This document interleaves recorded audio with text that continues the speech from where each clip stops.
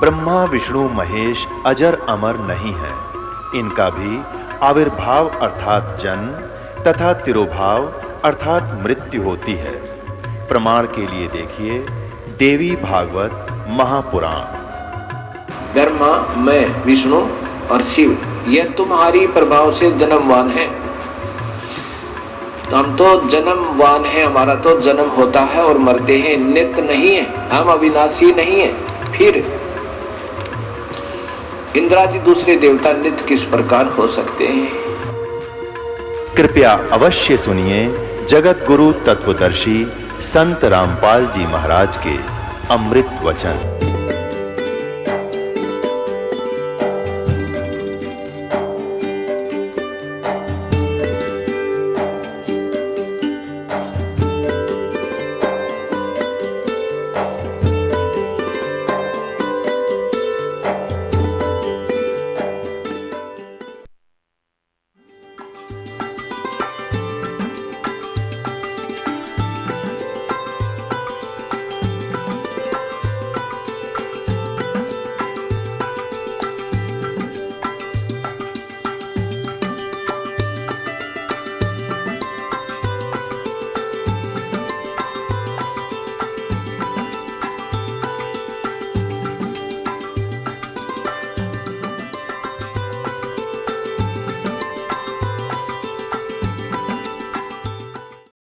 परम पिता परमात्मा पूर्ण ब्रह्म सारी सृष्टि के रचनहार कुल मालिक कबीर देव जी की असीम कृपा से इस धरातल पर यह सत्संग प्रारंभ हो रहा है, ये सत्संग चल रहा है। काल भगवान नहीं चाहता कि इस जीव को सच्चाई का पता लगे, जिस कारण से ये अपने प्रत्येक हथकंडे अपनाता है कि किसी न किसी प्रकार ये सत्य मार्ग समाप्त हो जाए। और ये प्राणी अपने परमात्मा को पहचान ना सके, लेकिन अब परमेश्वर कबीर जी ने वो समय चुन लिया है जिसके विषय में उन्होंने 600 वर्ष पूर्व और शंखों युग पहले प्रथम सतयुग में जो कहा था कि कलयुग के अंदर बिचली पीढ़ी का जो समय होगा, उस समय अपनी प्यारी आत्माओं को मैं सच्चाई से परिचित करा के अपने लोक ले जाऊंगा। अब वो समय आ गया है। इस कारण से अब ये सच्चाई जन जन तक पहुंचेगी। किसी भी व्यक्ति या यहाँ के भगवान काल का कोई जोर नहीं चलेगा। ये परमात्मा का आदेश है। उस परमेश्वर ने बहुत वर्ष पहले और कलयुग में 600 वर्ष पूर्व इसको दोबारा रिवाइज किया हुआ है। सौभाग्य है उन प्राणियों का जो इस पीक टाइम में, भक्ति काल में, इस मोक्ष समय में जिनको मानव शरीर प्राप्त है। और भी सौभाग्य उन पुण्यात्माओं का जो शीघ्र इस मार्ग को ग्रहण कर रही है। और दुर्भाग्य होगा उन प्राणियों का जो अब भी भगवान को ना पहचान पाएंगे। वो महादुर्भाग्य, जो है पापकर्मी प्राणी होंगे। भले ही वो आज पिछले पुण्यों के आधार पर हमें कितने ही धनी नज़र आते हों, कितनी ही उनकी ऊंच पोस्ट हमें दिखाई देती हो, लेकिन वो महादुर्भाग्य होगा उन लोगों का जो अब परमात्मा की शरण में नहीं आ पाएंगे। तो आपका बड़ा सौभाग्य पुण्यात्माओं, धन है आपके माता पिता को जिनसे जन्म हुआ। आपको परमात्मा ने अपनी शरण में ले लिया। लख बर सूरा जूझ ही लख बर सावत दे, लख बर यति जहान में तब कहीं सतगुरु शरणा ले। बड़े पुण्य भाग, बड़े बड़े जन्म जन्मांतर के पुण्य कर्मों से आपको ये मार्ग प्राप्त हुआ है। आज चाहे कोई मजदूर है इस शरण में आया हुआ, और चाहे कोई सेठ है, चाहे कोई उच्च अधिकारी है, चाहे कोई गरीब व्यक्ति है, मीडियम वर्ग का है, किसी भी जाति मजहब से है, जिसको ये मार्ग मिल गया है वो बहुत ही पुण्यकर्मी प्राणी है। उसके शुभ संस्कारों का हम कोई पैमाना नहीं लगा सकते। लख वर सूरा जो जही लख वर सावदे, लख वर यति जहान में तब कहीं सतगुरु शरणाले। परमात्मा की शरण में आकर के प्राणी ने तन मन धन से लग जाना चाहिए। परमात्मा अपनी अमर वाणी में कहते हैं, ये संसार समझदा नाही कहंदा श्याम दोपहरे नू,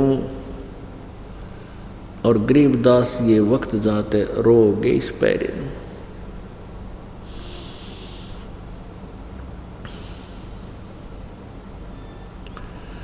जैसे मोती ओस का ऐसी तेरी आवे, गरीबदास कर बंदगी ही बहुर न ऐसा दावे। समझा है तो सिर धर पाऊं, बोर नहीं रे ऐसा दाव। गुरु बिन काहू न पाया ज्ञाना, जो थो था बुस छड़े किसाना। गुरु बिन वेद पढ़े जो प्राणी, समझे न सार रहे अज्ञानी।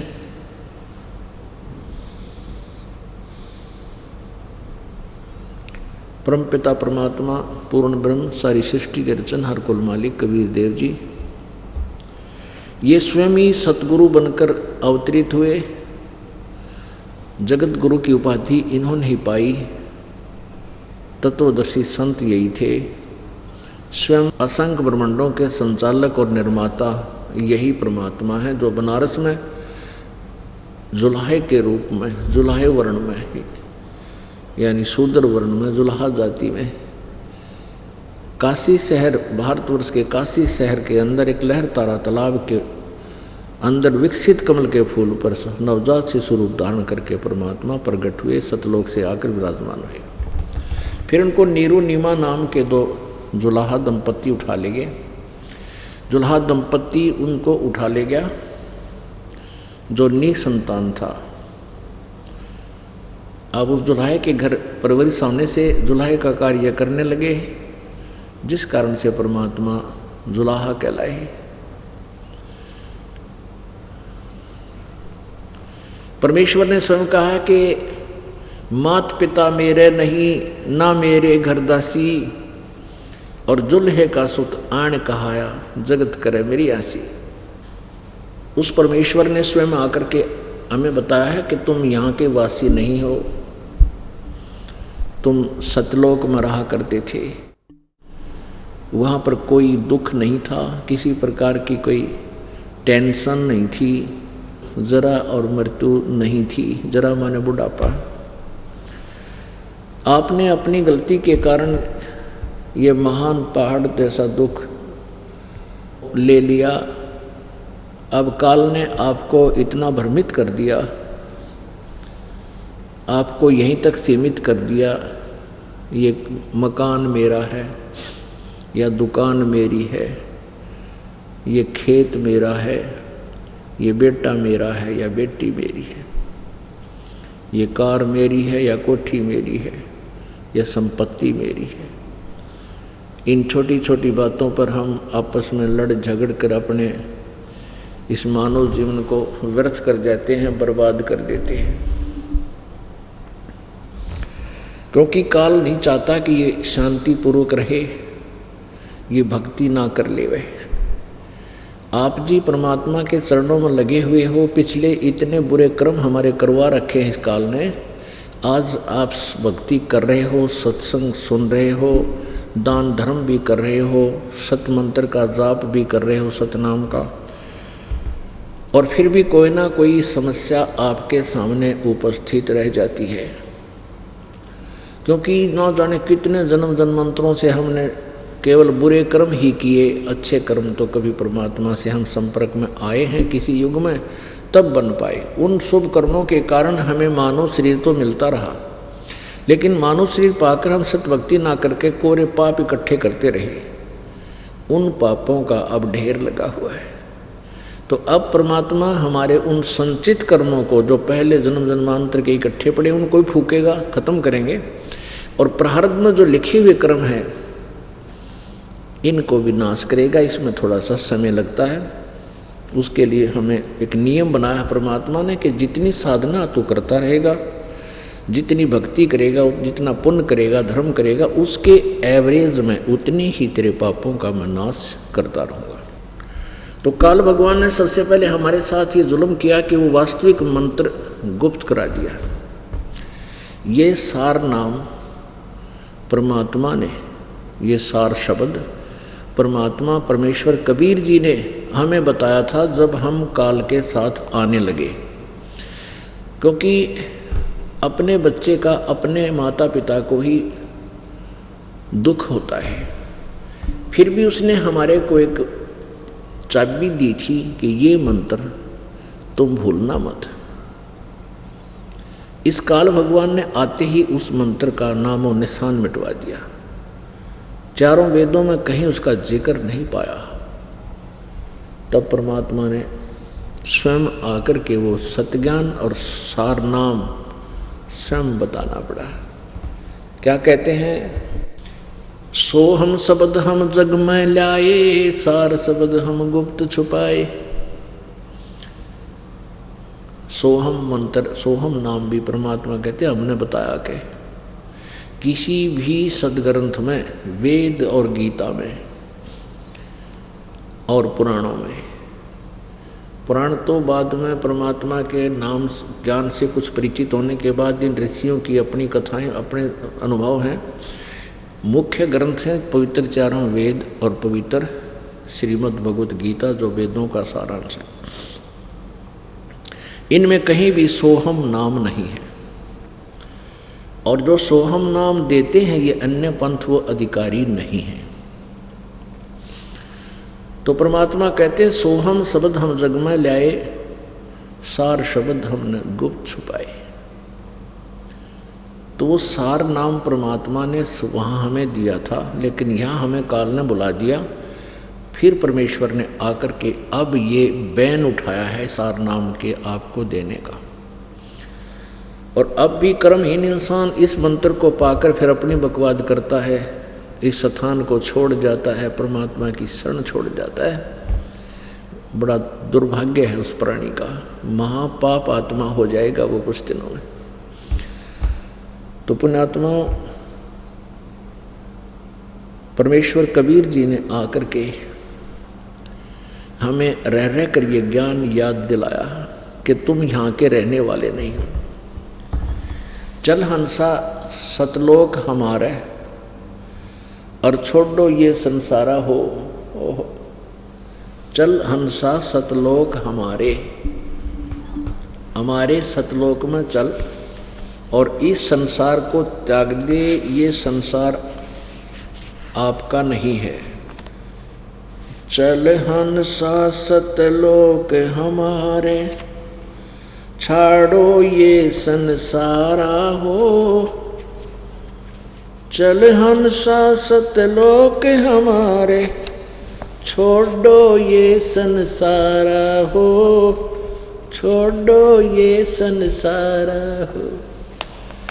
अपन आत्मा ये सतिथि आ जाएगी ना तब सतलोक चला जाएगा। अभी तो हमारे पास 2 घंटे का काम भी ना छूटता, 2 दिन के लिए हमें हमसे यहाँ आना भी दुभर हो जाता है, और हमने जाना सतलोक या सब कुछ त्याग के। तो उसके लिए तैयारी हो रही है। ये दीर्घ रोग है, जन्म और मृत्यु का ये ट्रीटमेंट शुरू हो गया है। घबराना नहीं, ट्रीटमेंट शुरू हो गया है। सही ट्रीटमेंट, सही उपचार चल पड़ा।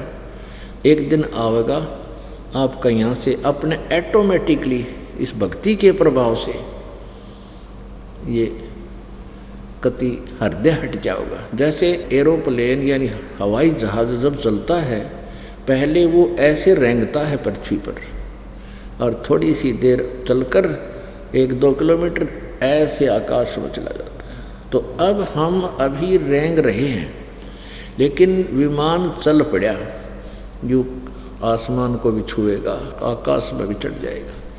तो ये तरीका यही है, इससे उतरना नहीं है, इसको स्टार्ट रखना है, जारी रखना अपने कार्य को। क्या बताते हैं? चल हंसा सतलोक हमारे, छोड़ो ये संसारा हो। चल हंसा सतलोक हमारे, छोड़ो ये संसारा हो। छोड़ो ये संसारा हो। इस संसार का काल है राजा, जिन कर्म जाल पसारा हो।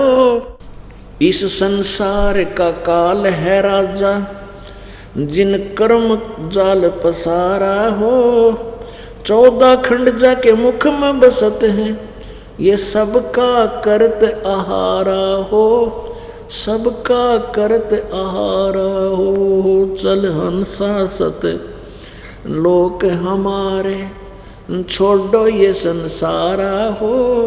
चल हंसा सत लोक हमारे, छोड़ो ये संसारा हो। छोड़ो ये संसारा हो। भाई जार बार कोयला कर डारे, यो फिर दे अवतारा हो। जार बार कोयला कर डारे, यो फिर दे अवतारा हो। ब्रह्मा विष्णु शिव तन धर आए, और का कौन विचारा हो। और का कौन विचारा हो। चल हंसा सतलोक हमारे, छोड़ो ये संसारा हो। चल हंसा सतलोक हमारे, छोड़ो ये संसार हो। छोड़ो ये संसार हो। भाई सुर नर मुनि सब छल बल मारे, और 84 में डारा हो। सुर नर मुनि सब छल बल मारे, 84 में डारा हो। मध्य आकाश आप जा बैठा, ज्योत स्वरूप उजियारा हो। वो ज्योत स्वरूप उजियारा हो। सुर नर मुनि सब छल बल मारे, 84 में डारा हो। सुर नर मुनि सब छल बल मारे, 84 में डारा हो।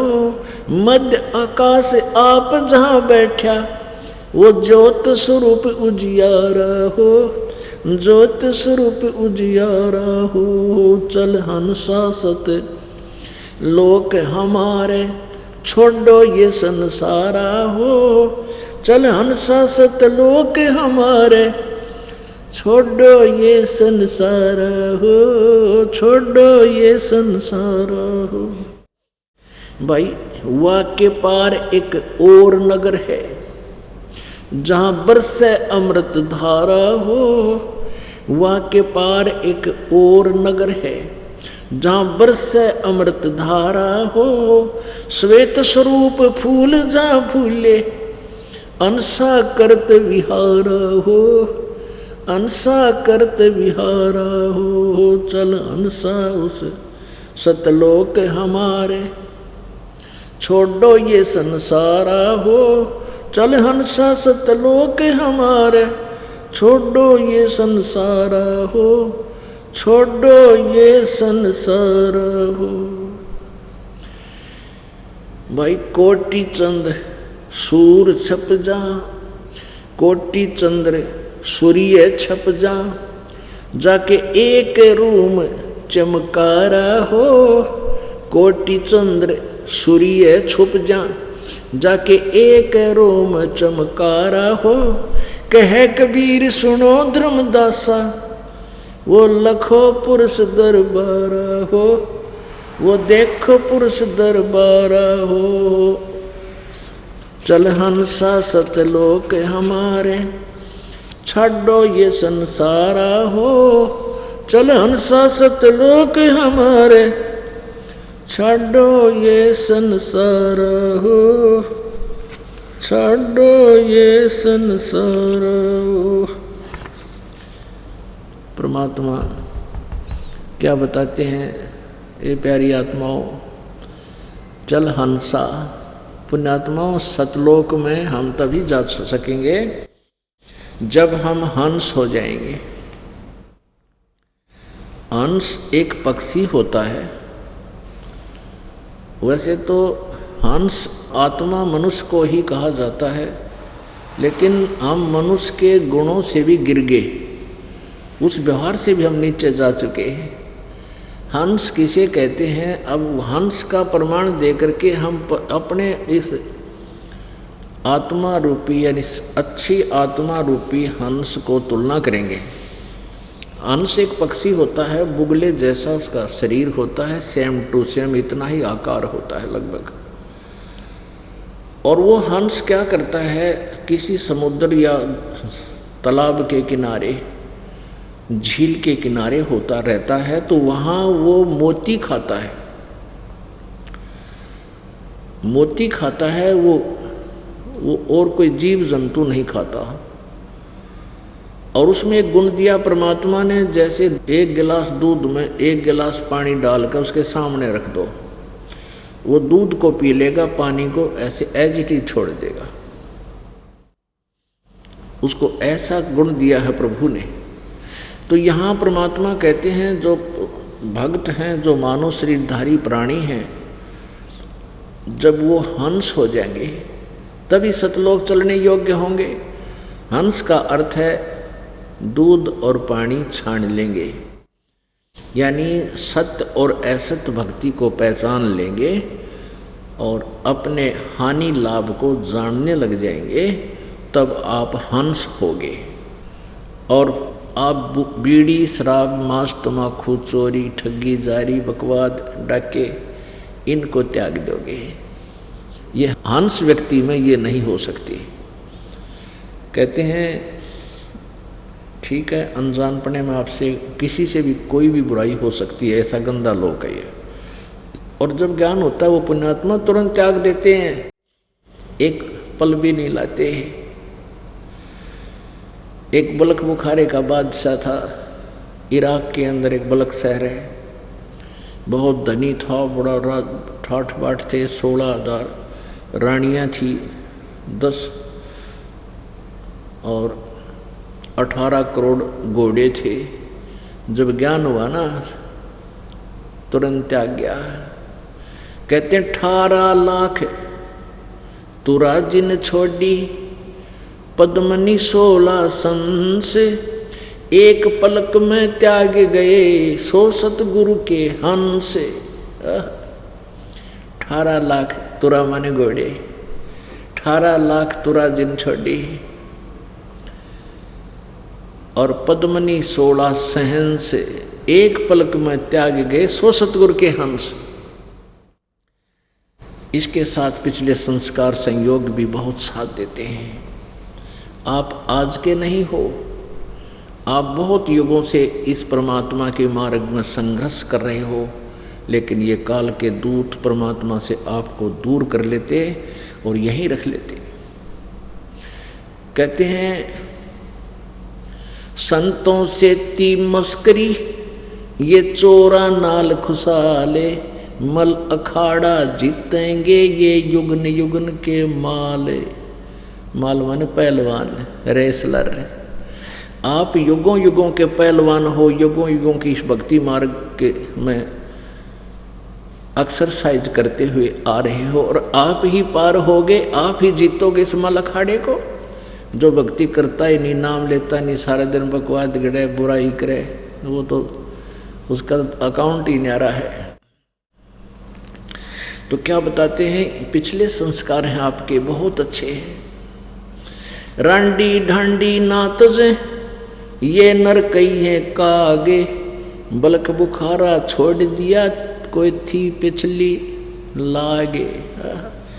जब ये इब्राहिम सुल्तान अदम बलख बुखारे का बादशाह घर त्याग कर चला गया, केवल एक कंबल बांध रहा था, जैसे ये बाबा जी बांध लिया करें, एक चादर ने ऐसे गल में गांठ ला लिया करें, अकेली एक चादर होती है ऐसे, और एक झोपड़ी के पीछे बैठ गया। वर्षा थोड़ी थोड़ी हो थी, और झोंपड़ी के अंदर एक पति पत्नी दंपत्ति, बस ना कोई संतान उनका, एक गाय ले रखी, 1-2 एकड़ जमीन होगी।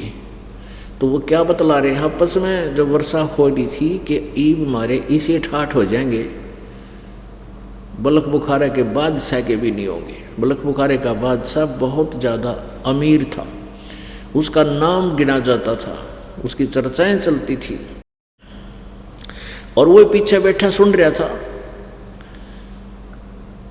उसने सोचा इसी के मौज हो जाएगी इनकी, क्योंकि वर्षा, उनका उद्देश्य था कि वर्षा होगी और घास हो जाएगा खूब, और गाय अच्छा दूध दिया करेगी, ठाठ हो जाएंगे, खूब दूध पिया करेंगे।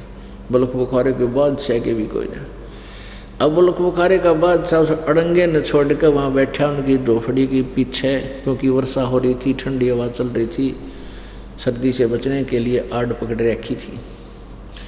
तो सुबह उठ कर उसने उनको सलाम वालेकुम किया। तो वो कहने लगे, भाई कौन है तू? बाबा जी है कहाँ भाई? बाबा जी सुईब में। अब इब्राहिम सुल्तान अदम ने पूछा कि भाई तुम कल शाम ने क्या कह रहे थे आज रात ने कि हमारी से ठाठ हो जाएंगे? कहाँ भाई? तू कि सुना था कि मैं यहाँ पीछे बैठा था भाई, ठंडी हवा चल रही थी, आपकी झोपड़ी की आड़ पकड़ कर मैं बैठा हुआ था, ओट ले रखी थी। तब उन्होंने कहा कि भाई भगवान की भक्ति करनी चाहिए। वो बलख बुखारे का बादशाह समझाने लग गया, कुछ ना दे रहा, ये 2 दिन का जीवन है और मैं हूँ बलख बुखारे का राजा, और मुझे ज्ञान हो गया, मैंने राज छोड़ दिया भाई, और तुम भी भक्ति कर लो, चलो गुरु जी से नाम दिला दूंगा। वो दोनों जने क्या कहते हैं कि भाई पहले तो बात ऐसी लगती है कि तू बलख बुखारे का राजा को नहीं, और जय तू राजा है बलख बुखारे का, तो तेरा कैसा बोली बूच नहीं, इसे राज ने छोड़ा, तेरे जैसा मूर्ख नहीं वो शिक्षा दे रहा है डांगर। तो तब कहते हैं इब्राहिम सुल्तान ने ये वाणी कही थी, रांडी ढांडी नात जय, एक औरत को और एक इसे गाय को ये छोड़ना तैयार नहीं, इससे मौज मान रहा है, ये नरकई है काग, और बलख बुखारा छोड़ दिया थी कोई पछली लाग। यानी पूर्व के संस्कार भी साथ में बहुत अच्छा सहयोग देते हैं। तो इसलिए कहा है कि संतों से ती मस्करी, जो भक्ति पर नहीं लगे हैं वो संतों के साथ बकवाद करते हैं, मजाक उड़ाते हैं। ये कितना सतलोक ले आए, देख एक नई बात और सुन लो, ये कहें स्वर्ग से भी ऊपर, ब्रह्मा विष्णु महेश से भी ऊपर और भगवान है सतलोक में। तो क्या बताते हैं, संतों से ती मस्करी, अरे इन चोरा नाल खुशाल, इन नकली संता के ऊपर राजी हो रहे, दो नरी झूठ बोल कर बकवाद करके बका रहे तुमने। और कहते हैं मल अखाड़ा जीतेंगे, ये युगन युगन के माल, यानी बहुत युगों से आप भक्ति करते आ रहे हो, इस करके ये दाव आपका बहुत ही जो है ना एडवांस लग गया, बहुत पहले सूत बैठ गया आपका। और किसी की ना सुनिए भी, कोई कुछ भी कहो कहते रहेंगे, वो अपनी उनको इतना ही ज्ञान है। अब हमने ज्ञान हो गया तो हम उनकी कैसे मानेंगे, सवाल ही पैदा नहीं हो सकता। तो क्या बताते हैं, चल हंसा सतलोक हमारे, चल हंसा सतलोक हमारे, कितनी प्यार से कहते हैं कि चलो भाई बच्चों, ये भक्तों, क्योंकि जो भक्त हो जाते हैं उन्हीं को संत, उन्हीं को हंस, उन्हीं को साधु साधु साधु सीधा चले, बुराई छोड़ दे, भक्ति करे, चोरी और चक्का बकवाद नहीं करता, वो साधु होता है। आप सभी संत हो, आपने उपदेश ले लिया, बुराइयाँ छोड़ दी, भक्ति में लग गए, तो आपके लिए कहते हैं चल हंसा सतलोक हमारे सतलोक में चलो तुम, और छोड़ो ये संसारा हो। अपने आत्माओं ही न्यों कहना छोड़ो ये संसारा हो, तो न्यों कह के ऊपर छोड़ना भाई, बालक बच्चे छोटे छोटे, पुण्यात्मा या तो इसी बीमारी ला रखी काल ना मारे। इब तो बालक छोटे, फिर पोते छोटे, पोती छोटी, वह छूटे ना, इतना मृत्यु हो जाए कि तो गधा बना पावे। अब परमात्मा कहते हैं जो जन मेरी शरण है ताका हूँ मैं दास, और गेल गेल लाग्या फिरूं जब तक धरती आकाश। एक बार मालिक कहते हैं मेरी शरण में आ गया तेने काट के छोड़ूंगा, लेकिन टाइम तो कितना ले लिए तू। वो जैसे ही हम करा कितने जन्मों से यही धक्के खा रहे हैं, और दयालु फिर आके मैं नए सिरे से फिर चार्ज कर जाता है। ऐसे ही वो हमारे साथ रहते हैं परमात्मा। एक किसान था जाट, और उसके पास परमात्मा गए। वो पिछला संस्कारी था किसान। वो जब 20, 22, 25, 30, 20, 24 साल का, 25, 30 साल का था, तो उसे समझाने लगे। घर पर रुक के जाके, जैसे शाम ने दोपहर में चले गए, बैठा था, चर्चा चली, भाई भक्ति करनी चाहिए, भगवान का नाम लेना चाहिए। पुण्यात्मा जो होती है ना ध्यान से सुनती हैं, लेकिन काल का जो दबाव है वो अवश्य उसके साथ रहता है। तो किसान ने कहा बाबा जी बात तो तेरी सच्ची है, आप बात तो सही कह रहे हो बाबा, लेकिन कुछ तो देख, छोटे छोटे बच्चे मेरे हैं, इन पाल पोष दूँ, अपना फर्ज तो पूरा कर दूँ। परमात्मा ने कहा भाई देख, वो तो बात तेरी ठीक है, लेकिन भक्ति में बच्चों ने भी पाल, भक्ति भी कर, और अपना खेत भी जोत, और दूसरी बात ये सोच ली तेरी मृत्यु हो जा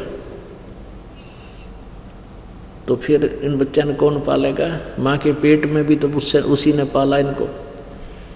तो किसान नाराज हो गया, महाराज जी तो कसौण ना करे हमारे, क्यों मर जा मई पे, ऐसी बात फिर मत कह दिए, ऐसी आप शब्द नहीं बोलिया करते। परमात्मा ने सोचे वे सच्ची तय कड़वी लग गया करे। तो और फिर भी किसान ने सोचा बाबा जी है भाई कदे को जंतर मंत्र कर देने, बोला महाराज जी अब तो मुझे अपना कुछ कर्तव्य कर्म करने दे। ईसन कर्तव्य कर्म मान रहे हैं हम, केवल पेट भरने के धंधे ने बालक परवरिश कर देनी, और ये बच्चे बड़े हो जाएंगे, इनके ब्याह शादी कर दूंगा, फिर मैं भक्ति कर लूँगा, आपका उपदेश ले लूँगा। परमात्मा आगे बच्चा का ब्याह कर रखा, बच्चा का बच्चे भी हो गए, काम संभाल लिया बच्चा ने। तो परमात्मा कहने लगे वे राम किसान राम राम, काजा महाराज जी राम राम। पहचाना मुझे? मैं वही हूँ जो आपके पास पहले आया था, आप कह रहे थे भाई बच्चा ने की शादी कर दूँ फिर भक्ति करूँगा। अब तो शादी कर दी और पोते हो रहे हैं, अब तो नाम ले ले। बोला बाबा जी अभी और डट जा, अभी और रुक जा, बालक छोटे छोटे पोते हैं, बच्चे खेत में काम करते हैं, मैंने बालक खिलाने पड़े पोता पोती, तो खेत में जो है ना काम में बाधा बनेगी। जब मैं भक्ति करने लायक गया था, कहने का बाबा नहीं मान्या, अब फिर देखूंगा। 5-7 साल के बाद परमात्मा फिर गए, वहाँ उसी घर में पहुँचे, पता लग गया बूढ़ा मर लिया, 3 साल हो गए, 4 साल हो गए।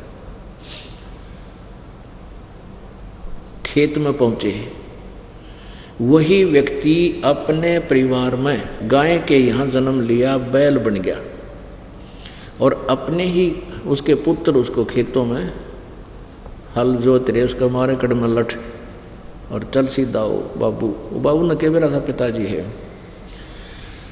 अब वहाँ पहुँचे, उस हल रुकवा लिया, वो बच्चे भी जान गए, 1-2 बार आए थे, बाबा जी कहा जाओ, महाराज जी कहा गया भाई। उस रुकवा के उस बैल के कान में कोई मंत्र बोला, ये कोई बात करी।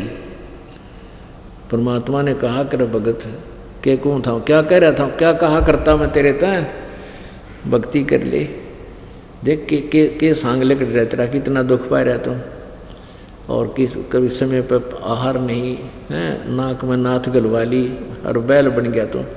अब भी मान जा, तेरा शरीर छुटवा दूंगा बैल का, तू मर जाएगा भी, और तुझे मनुष्य जन्म दिला दूंगा, दे दूंगा मैं। तो बैल क्या कहता है, बाबा जी तेरा दिमाग खराब हो रहा है, जब मैं इब मर गया, इन बच्चों का काम कौन करेगा? को ऐसा ही बैल होगा जो नकली सा, और थोड़ा काम करेगा, मेरे बच्चे के टोटा हो जाएगा, तो अपना काम कर, नहीं करने दे, काम कार्य करने दे। परमात्मा ने सोचे तो बहुत निकम आदमी भाई, फंस गया कसुता। अब परमेश्वर कबीर जी चले गए, 2-4 वर्ष के बाद वो बैल की मृत्यु होगी, वो सर्प बन गया। और सर्प की एक आदत होती है, उसमें एक ऐसी सेंस देता है भगवान कि जिस घर में जहाँ उसने कभी धन दाब रखा हो, अब कई बार बूढ़े मर जाते हैं, 100-200 रुपये चांदी के दबा देते से ज़मीन में, वो याद रहे तेरी बच्चों को बताना, उनकी टिकट कट जाती, फिर वो सर्प बन के वहाँ घूमया करते, वो धन मेरा यहाँ दब रहा है, उड़ा बैठ जा आके, फिर घर के तोड़ दे उसकी, क्यों सांप ने कौन टेकन दे घर में। तो वो बूढ़ा सांप, वो बैल की शरीर छोड़कर सर्प बन गया। सर्प बन के वो आसपास की तरह जन्म हो गया, फिर पहुंचा घर में, अपने जिस हवेलियों को वो बनाकर अपने हाथों से निर्माण करके मरा था, उसके बीच में पहुंचा साल में, तो वहाँ धन जहाँ उसने थोड़ा 100-200 रुपये दाब रखा था, वहाँ बैठा गिंडली मिंडली मार के। उनकी पुत्र वधुओं ने देख लिया, उन्हें शोर मचा दिया, वो बेटे आए, उस सर्प का लागे लठ मारन, वो एक मोरी में के निकल गया, निकलते निकलते के 1-2 लठ लाग गया, और वो बाहर निकल के झाड़ बोझड़ों में फंस जाकर बैठ गया, पड़ गया, और वहाँ पड़ा पड़ा सुस्क है कि लठ लाग गया, साकड़ी टूट रही। अब परमात्मा वहाँ गए, कहने लगे भगत ई बता के सलाह तेरी। ने बोला महाराज जी आपकी शरण में ले लो, मेरी अब छुटवा दो मेरा शरीर, आपका बहुत भला होगा। कोई नहीं किसी का। ने बोला रे मान्या था पर सांकड़ी तुड़वा का मान्या तुम, और जब तू पहले मान जाता मैं तेरे कद कहने लगा था कोई किसी का कोई ना, आज तेरे समझ में आई कोई नहीं किसी का, तेरा लठ लाग लिए कड़म में टूट लिया 3 जगह तक। तो पुण्यात्मा में सांकड़ी तुड़वा तो पहले आ जाता घना अच्छा भगवान आत्मा होता है। तो ऐसे हमारा आज मृत्यु की परमात्मा कहे हैं कि तुम छोड़ दो ये संसार, कोई ना मन मन। लेकिन कुछ दिन में ऐसा आएगा कि परमात्मा देखो पुण्यात्मा, जैसे आपको कैसे वहाँ जाना अच्छा लगेगा। एक तो ये पक्का समझ लो कि आपकी मृत्यु होगी, हम सबकी मृत्यु होगी, यूँ शरीर छूटेगा, इसमें तो 2 राय को नहीं। और इसका ये भी नहीं पता कब छूट जा, इसका ये भी कोई जरूरी नहीं है कि हम 100 वर्ष तक जीवेंगे या 80-90 वर्ष तक जीवित रहेंगे ही रहेंगे। नो, ये भी अप्रोक्सीमेशन है, आइडिया सा लगा रखे हैं। अब मृत्यु तो होनी ही होनी है। जब तक भगवान ने श्वास दिया इतना भक्ति करे, आज से जिसा छुट्टे दान करे, चालन की तैयारी, सतलोक में आस्था रखे। ठीक है, कभी भी मृत्यु हो, ये तो होगी एक दिन। और परमात्मा कहते हैं कबीर मैं तो जब डरूं, कबीर मैं तो जब डरूं, मेरे ही संग होवे, मौत बुढ़ापा आपदा सबका हुकुम होवे। तो कबीर जी कहते हैं, परमात्मा हमें उदाहरण देते हैं कि दुख तो जब माना ना मेरी गेलें या न्यारी बिजली गिरती हो, कहते हैं मौत और बुढ़ापा और ये आपदाएं, कहते सब काम हैं, किसी का 2 दिन पीछे, किसी के 2 दिन पहले। तो ये मृत्यु तो सबकी होगी ही होगी, यहाँ से जाना ही पड़ेगा। तो जाना ही है तो फिर कहाँ चलेंगे? सतलोक चलेंगे। परमात्मा कहते हैं जा मरने से जग डरे, मेरे मन आनंद। यानी ऐसे बनो कब मरूं कद पाव हूँ वो पूर्ण परमानंद। जिस मरने से जग डरे मेरा मन आनंद, और कद मरूं कद पाऊं वो पूर्ण परमानंद, यानी पूर्ण मोक्ष, वो परम आनंद। तो यहाँ से एक दिन आपका शरीर जागा ही जाएगा। तो फिर ये क्यों ना सोचने के फिर दोबारा जो आस्था यहाँ किसी बालक में, किसी कार कोठी बेटा बेटी में, या अन्य किसी संपत्ति या मित्र में रहेगी तो फिर जन्म हो जाएगा। और फिर यही प्रोसीजर शुरू, असंग जन्म हो गया, हमने धक्के खाते हैं, तो क्यों ना अपने उस सतलोक में चले। पुण्यात्मा, एक ऐसी स्थिति आओगे, आप इतने परिचित हो जाओगे उस सतलोक से, आपका यहाँ से जाते समय कति दुख नहीं होगा आपको। यो तो एक कवर छोड़ना ऊपर, जैसे सांप कांचड़ी छोड़ जाया कर, ये शरीर तो ऐसा है, अंदर इसका ओरिजिनल और बहुत ही अच्छा शरीर है। तो जैसे हमने ये पुराना आश्रम था, वो बुरा नहीं था, हम वहाँ रहा करते थे, वहाँ से हमने भक्ति करी, ज्ञान दिया, भक्तों के पास प्रचार किया, था हमारे घने बच्चे हो गए, बंदी छोड़ गए। तो ये परमात्मा की दया से ये बड़ा आश्रम बन गया, उससे ज़्यादा सुविधाएं हमारे पास होगी, तो हम उसको आप पे छोड़े यहाँ आगे। अब वहाँ जानना आप पे जी ना करता, कतीनों नहीं आगे, इसने क्यों कर छोड़ देंगे, क्योंकि इससे बहुत बड़ा, कई गुना बड़ा, कितना सुंदर आश्रम हमें मिल गया। तो ऐसे ही जब हम यहाँ से चलेंगे, कुछ दिन पहले आपको ऐसा आभास होगा कि वो सतलोक आपकी दृष्टि में रह रह कर चमके मारेगा, कभी कभी, सदा नहीं। और आपको वो जहाँ आपका रेजिडेंस आप छोड़ कर आए हुए हो, वो इतना सुंदर और इतना विशाल है कि यहाँ की आधी पृथ्वी हो, इतने वहाँ पर सुंदर, इतना हर तरह के हीरे पन्ने जवाहरात वहाँ पर जड़े हुए, जहाँ जैसे आजकल ये लगाते हैं ना चिप्स जगह जगह, ऐसे तो वहाँ हीरे पन्ने जवाहरात जड़े हुए आपके मकानों में जहाँ तुम छोड़ के आए हो। तो जब आपको ये दिखेगी यहाँ तो मृत्यु होगी, और वो जैसे यूँ हमने तुरंत दिखाई दे था, अपने आप छोड़ के आएगी, उसने छोड़ा, याद भी ना आता। और बुरा नहीं, क्योंकि वहाँ भी हमने अपना काम चलाया, वहीं से हम इस प्रोग्रेस को प्राप्त कर पाए। तो ऐसे ही हम उस सतलोक में इतनी आसानी से जा बैठेंगे, इधर झांका भी को नहीं। तो ये तुम याद रखना, क्योंकि रह रह कर सत्संग के अंदर ये बात याद दिलाई जाती है। तो ये चिंता ना करना कि बालक के ऊपर छूटेंगे, ये अपने आप आ जाएगी मन में। एक ऐसी भक्ति साथ चलेगी, भक्ति, सिमरण, दान, धर्म, सेवा, ये ऐसी स्थिति बना देगी। और फिर बच्चों का रक्षक भी अब भगवान होगा, क्योंकि आपके सामने दिखा देगा ऐसी रक्षाएं करता हो। और आपको परमात्मा बहुत अच्छी समय देगा, आयु भी आपकी पूर्ण देगा आपको। और फिर बुढ़ापा में यो शरीर आप पर हाथ जुड़वा देगा। बुढ़ापा जब आ गया, यो शरीर आप पर हाथ जुड़वा देगा, यूँ कहा भगवान छुटवाओ इस बीमारी तो पांडा। योग के जीवन है, बुढ़ापे में थोड़ी बहुत ठूठा रखेगा भगवान, ताकि आड़े तो मन हट जाए और बाकी दुखी ना होने दे, अपने बच्चों को रह रह कर साथ रहेगा। तो यहाँ से मन हटाने के लिए थोड़ी बहुत आपके ऊपर परमात्मा आपत्ति छोड़ने रखेगा, क्योंकि कहते हैं सुख के माथे पत्थर पड़ो। जब अंत समय तक आपने घना सुख हो गया नहीं नकली, तो भगवान कति अवश्य बोलोगे, ये बट नेचुरल है।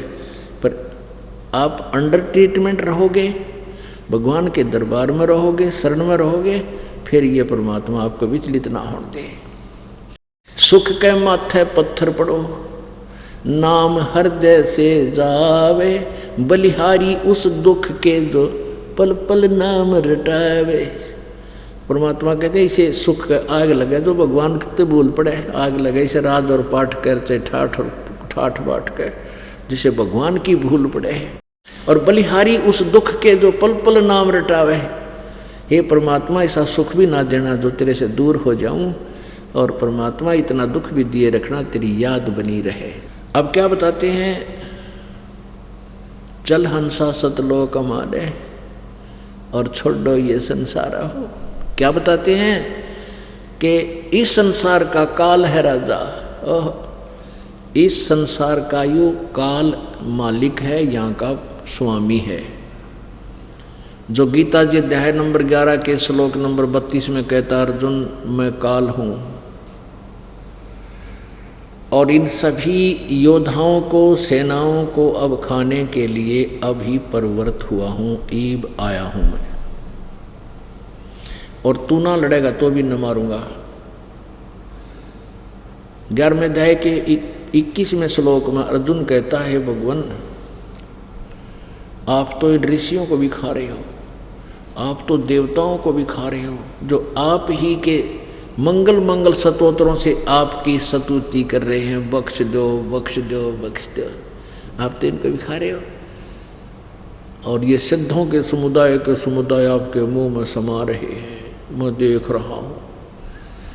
और काल में क्या देखेगा, ये अड़ंगा पाओगा, उसके पास तो कोई कसाई दो क्या पाओगे, बकरे वो काटन के राज, वो सारा सौदा वही मिलेगा। तो ऐसे परमात्मा हमें याद दिलाते हैं, इस संसार का काल है राजा, जिन यु कर्म जाल पसारा हो, जैसे करेगा वैसे फल दूंगा, जैसे करेगा अपना भोग ले। ये इसने एक नियम बना रखे यहाँ पर। अब कर्म करने का तरीका सारा ही उल्टा बता दिया, जो अच्छे कर्म जो करने चाहिए शास्त्र अनुकूल कर्मों को तो छुपा दिया, और ये झूठे नकली शास्त्र विरुद्ध साधना पर सारा संसार लगा दिया। अब इसमें शुभ तो बने नहीं और पाप निरे बने। तो जिसे कहता जैसे कर्म करेगा वैसे फल दे दूंगा, तो यहाँ के भगवान का ये नियम है, जैसे कर्म करेगा वैसा ही फल देगा। तो कहते कर्म जाल पसारा हो, इसने कर्म ला दिए। गीता जी अध्याय नंबर 3 के श्लोक नंबर 10 से लेकर 15 तक गीता में प्रमाण दिया है कि जो यज्ञ करते हैं, धार्मिक शास्त्र अनुकूल साधना करते हैं, उनसे ये तीनों देवता उन्नत होते हैं, रजगुण ब्रह्मा, सतगुण विष्णु, तमगुण शिव जी। और ये बढ़े हुए देवता, जैसे गीता जी अध्याय नंबर 15 के श्लोक नंबर 1 से लेकर 4 तक उल्टा लटका हुआ संसार रूपी वृक्ष बताया है, जिसमें तीनों गुण रूपी शाखा है, रजगुण ब्रह्मा, सतगुण विष्णु, तमगुण शिव जी आदि आदि। इस तरह वो बहुत से विस्तार इसमें दिया है। कहते तत्वदर्शी संत की प्राप्ति के उपरांत इस उलझे हुए ज्ञान को समझने के पश्चात उस परमेश्वर के परम पद की खोज करनी चाहिए, जहाँ जाने के बाद ये प्राणी फिर लौटकर संसार में कभी नहीं आते, उनकी जन्म मृत्यु नहीं होती।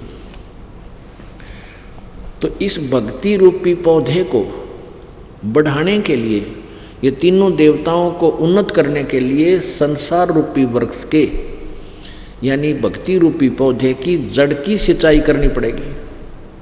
उल्टे लटके हुए संसार रूपी वृक्ष के विषय में बताया कि ऊपर जो जड़ है वो तो पूर्ण परमात्मा है, और नीचे को तीनों गुण रजगुण ब्रह्मा, सतगुण विष्णु, तमगुण शिव जी रूपी शाखाएं हैं।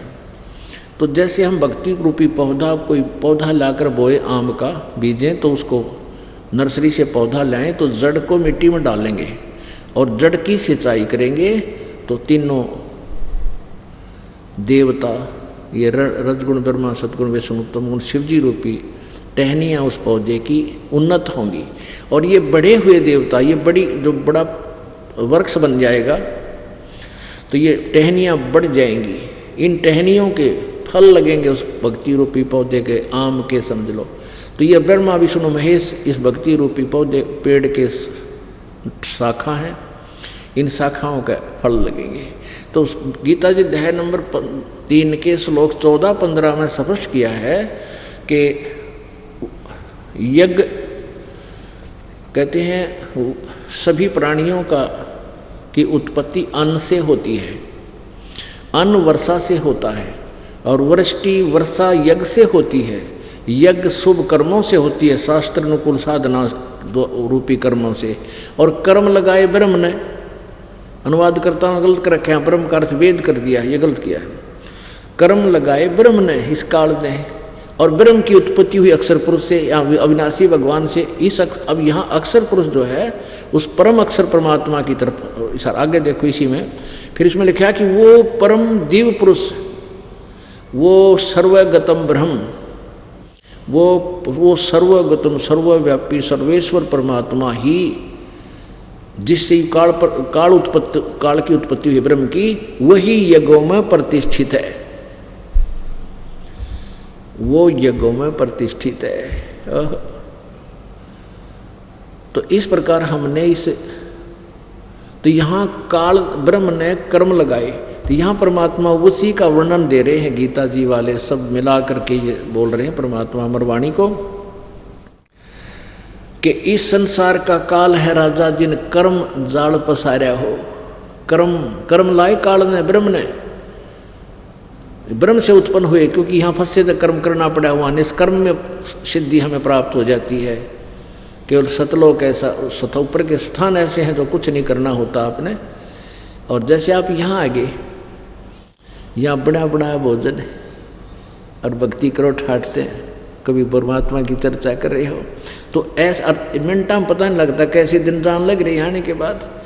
तो इसी प्रकार सतलोक के अंदर निष्कर्म में मोक्ष प्राप्त हो जाता है। वहाँ कोई काम नहीं, सारे बड़े भंडार परमात्मा के हरे भरे सदाबहार वृक्ष हैं, सदाबहार वहाँ दरियाएँ बहती हैं, दूधों की नदी, अमृत जल, बहुत ही अच्छे। वहाँ आप जी वहाँ बहुत ही अच्छे शरीर प्राप्त करते हो जिसमें कोई रोग कोड नहीं होता, ना मृत्यु होती, ना बुढ़ापा होता। इस काल के बारे फिर बताते हैं, 14 खंड जाके मुख में बसे। ये 14 लोक जिसके मुख में बसे, वो सबका करते आहारा हो, सबका करते आहारा हो। ये 14 लोक जितने भी इसके एक ब्रह्मांड में 14 लोक हैं, कहते हैं सारे इसके आहार हैं। ब्रह्मा विष्णु महेश तक की मृत्यु होती है, इनको भी खाता है और इनका भी जन्म मृत्यु होता है, होते रहेगी। अब इस वचन को दास के को प्रथम बार कोई सुनेगा तो एकदम कड़वा मुँह हो जाएगा कि रामपाल तो सिर फिरा है और ब्रह्मा विष्णु महेश को देखो नासवान बताओ, इसकी जन्म मृत्यु थी। कबीर परमात्मा ने 600 साल पहले बता रखा है कि ब्रह्मा विष्णु शिवतन दरियाए, जब थारे ब्रह्मा विष्णु महेश भी यहाँ जन्म लेते हैं और मरते हैं, तो तुम्हारा के और का कौन विचारा हो, और का के चारा, और का के किस और किसके विषय में सोच विचार करें हम। यहाँ देखिएगा, आपको श्रीमद् देवी भागवत दिखाते हैं। श्रीमद् देवी पुराण थोड़ा सा प्रकरण कि ब्रह्मा विष्णु महेश नासवान है, इनको भी काल मारता है और तपस्या पर भून कर खाता है, फिर आम प्राणी की तरह ये जन्म लेते हैं। ऐसे 84 लाख योनियों में गिर जाते हैं। नई पुण्यात्माओं को इस पद पर अपनी पत्नी दुर्गा के जन्म दे करके विराजमान कर देता है। देखिएगा श्रीमद् देवी भागवत, गीता प्रेस गोरखपुर से प्रकाशित है।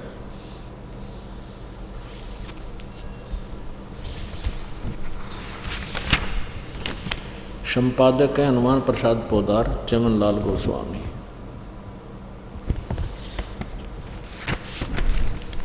गीता प्रेस गोरखपुर से प्रकाशित है एंड मुद्रित है। प्रकाशक एवं मुद्रक हैं गीता प्रेस गोरखपुर, गोविंद भवन कार्यालय कोलकाता का संस्थान। इसके 123 पृष्ठ को दिखाते हैं। तीसरा स्कंद,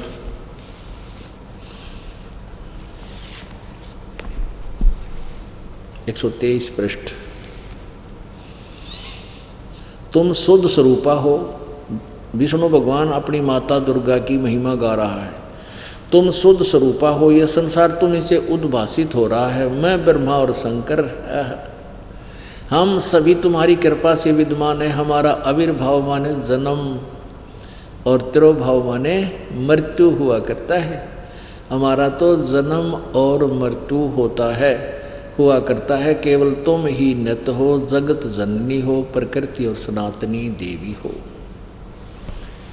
भगवान शंकर बोले, देवी यदि महाभाग विष्णु तुम्ही से प्रकट हुए हैं यानी जन्मे हैं, तो उनके बाद उत्पन्न होने वाले ब्रह्मा भी तुम्हारे बालक हुए। फिर मैं तमोगुणी लीला करने वाला शंकर क्या तुम्हारी संतान नहीं हुआ? अर्थात मुझे भी उत्पन्न करने वाली तुम ही हो शिवे। संपूर्ण संसार की सृष्टि करने में तुम बड़ी चतुर हो।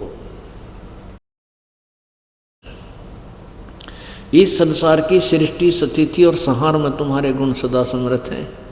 उन्हीं तीनों गुणों से उत्पन्न हम ब्रह्मा विष्णु एवं शंकर, रजगुण ब्रह्मा, सतगुण विष्णु, तमगुण शिव जी शंकर, नियमानुसार कार्य में तत्पर रहते। अब पुण्यात्माओं, इन सदग्रंथों को देख कर हमारा दिल डट जाता है कि परमात्मा कबीर जी ने 600 वर्ष पहले सच्ची कही थी। अब क्या बताते हैं, इस संसार का काल है राजा यु कर्म जाल पसार्या हो, 14 खंड जाके मुख में बसत हैं, ये सब का करत आहारा हो, जार बार कोयला कर डारे फिर दे अवतारा हो। एक एक शब्द ये है वो परमात्मा का सुख संवेद। एक सेंटेंस को क्लियर करने के लिए आपको एक बहुत बड़ा उदाहरण देगा ये दास। जार बार कोयला कर डारे और फिर दे अवतारा हो, ब्रह्मा विष्णु शिव तन धर्याई, फिर और का कौन विचारा हो। जब तुम ब्रह्मा विष्णु महेश को सुप्रीम पावर मानते हो, ये भी जन्मते मरते हैं, फिर तुम्हारी क्या बुनियाद है, आपकी क्या स्थिति है। क्या कहते हैं, यो जार बार कोयला कर डारे और फिर दे अवतारा हो। एक समय भगवान श्री रामचंद्र जी यानी विष्णु श्री रामचंद्र जी रूप में अपने कर्म भोगने के लिए आया हुआ था।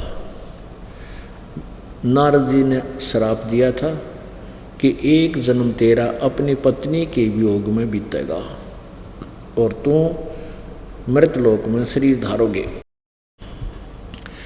तो श्री राजा दशरथ के जन्म लेकर के श्री रामचंद्र जी युवा हुए, फिर सीता जी से शादी हुई। विवाह के तुरंत बाद ही वनवास हो गया। श्री रामचंद्र जी और लक्ष्मण जी और सीता जी तीनों वन में चले गए। वहाँ से 14 वर्ष का वनवास हुआ। 2 वर्ष के बाद सीता का अपहरण हो गया। जब सीता जी का अपहरण हो गया तो श्री रामचंद्र जी बुरी तरह रो रहे थे सीता जी के वियोग में। भगवान शिव आकाश से देख रहे थे, पार्वती साथ थी और भगवान शंकर ने श्री रामचंद्र जी को प्रणाम किया आकाश से। पार्वती जी ने कहा कि आप किसको प्रणाम कर रहे हो? कि वो त्रिलोकीनाथ नीचे भगवान अवतरित हुए हुए उनको प्रणाम कर रहा हूँ। पार्वती बोली, भगवान है यो, रोन लग रहा। भगवान कभी रोता है? मैं इसकी परीक्षा लूँगी। यदि मैं सीता रूप धर कर बना के जाऊँगी, यदि मुझे पहचान लेंगे तो मैं इनको भगवान मान लूँगी, ना तो मैं प्रणाम ना करूँ।